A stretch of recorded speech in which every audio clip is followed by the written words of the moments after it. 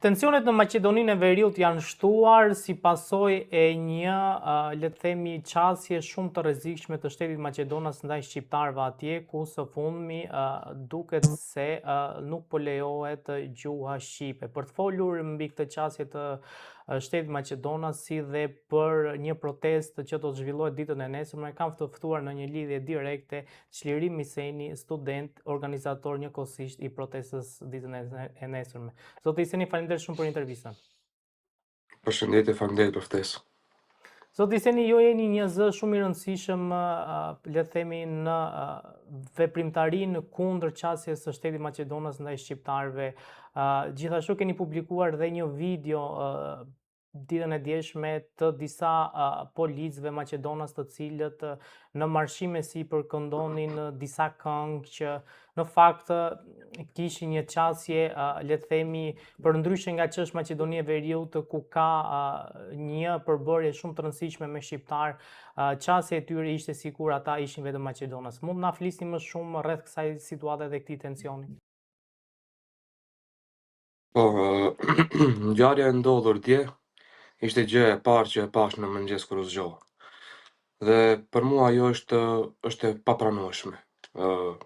Të dalësh ti në ditën e shtunë, kur të gjithë njerëzit janë në shtëpi, mua më duket e qëllimshme.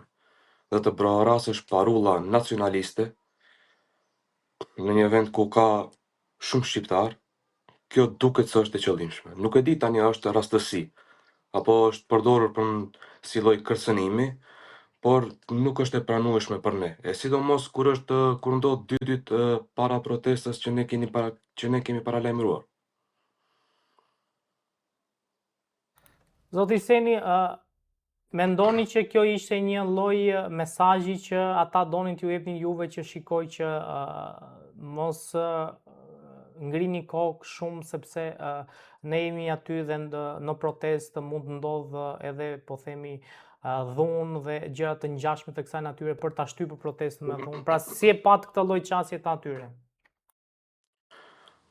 Po ndoshta edhe ishte lloj kërcënimi apo mesazhi, sepse edhe pas reagimeve tona që bërëm në rrjetet sociale, ata u deklaruan në 2 mënyra të ndryshme. Dikush doli dhe tha se ata po realizonin një ceremoni për 9 majin, ditën e Europës, por pastaj dikush doli nga Ministria e Punëve të Brendshme dhe tha se ata po nderonin të vrarët që që u vranë në incidentin e lagjes së Trimave para 10 viteve. Tani këto nuk po përshtaten mes vete këto 2 deklarata nga Ministria e Punëve të Brendshme, dhe kjo më bën mua të mendoj që janë vetëm arsyetime koti që t'i ikin çështjes. Dhe mendoj se kjo ishte një marshut për të ngjall frikë te qytetarët shqiptar që mos të dalin ditën e hënë në protestë për gjuhën shqipe. Çfarë tensioni është ky në Maqedoninë e Veriut dhe pse ka ardhur gjithë ky tension mes shqiptarëve dhe maqedonësve?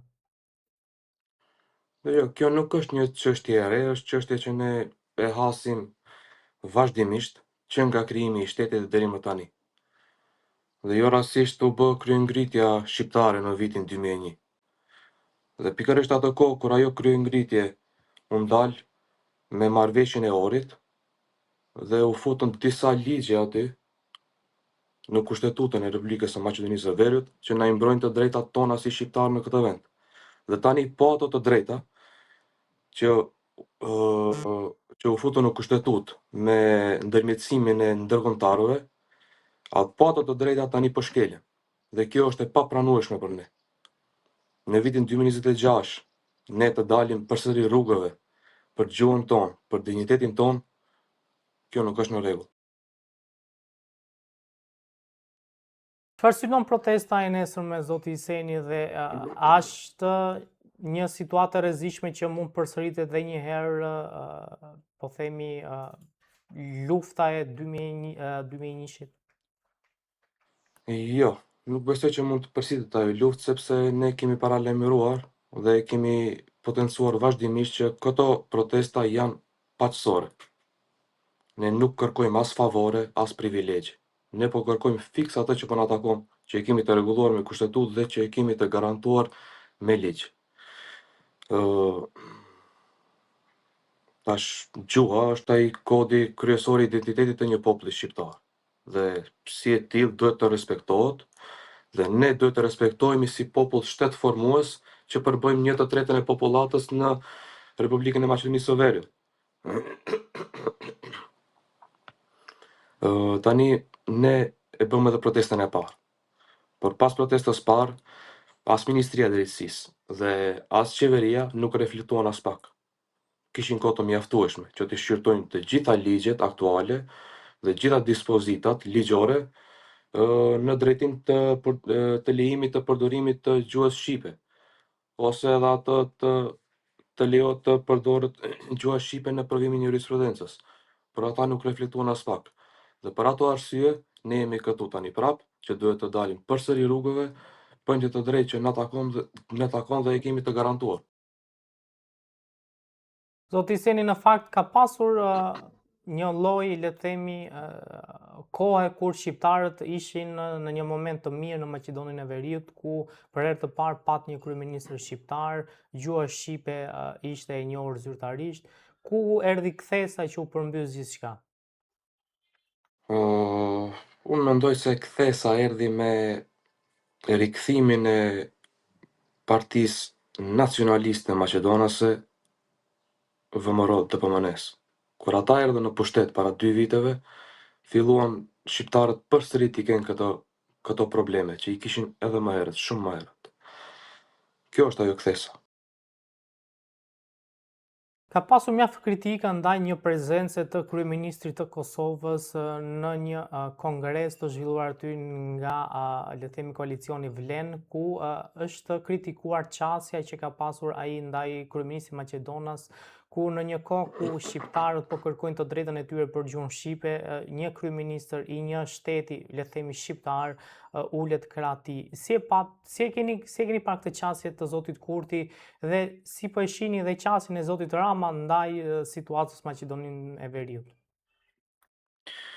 Jo, ne si pjesëtarë të kësaj lëvizje studentore tentojmë që mos të futemi në çështjet politike, sepse nuk e di edhe sa na takon të japim mendime për këtë çështje, por unë jam paksa i zhgënjur me kryeministin Kurti, sepse ai është një individ që gati gjysmën e jetës së tij e ka kaluar me protesta studentore apo gjëra të tilla. Dhe të mos na dalë në krah, si shumë tjerë që na dolën në krah, unë nuk e shoh në rregull, por tani nuk i di arsyet tjera. Për sa i përket pjesëmarrjes së tij në atë kongres, besoj që ishte i ftuar dhe erdhi si mysafir. Unë nuk mund të them ndonjë gjë tjetër për atë arsye, por unë jam i kënaqur me Shqipërinë që po na mbështet në çdo hap që po e bëjmë. Ne kemi pasur edhe takime të ndryshme me deputet shqiptar, së fundmi edhe me zotëri Piro Vengun, që na u bashkangjit në disa bashkëbisedime me studentët që kishim. Unë jam shumë falëndërues ndaj çështjes së Republikës së Shqipërisë ndaj kësaj. Sa mendoni që kërkesat tuaja do të dëgjohen nga shteti Maqedonas dhe a besoni në një kthesë, le të themi, të kësaj qasje nga partia në pushtet? Ne deri tani e kemi humbur besimin në institucione, sepse ka disa muaj që po na gënjejnë dhe po na thonë kemi krijuar disa grupe punuese, është krijuar një komision, do zgjidhet kjo çështje, por nuk kemi asnjë përgjigje konkrete.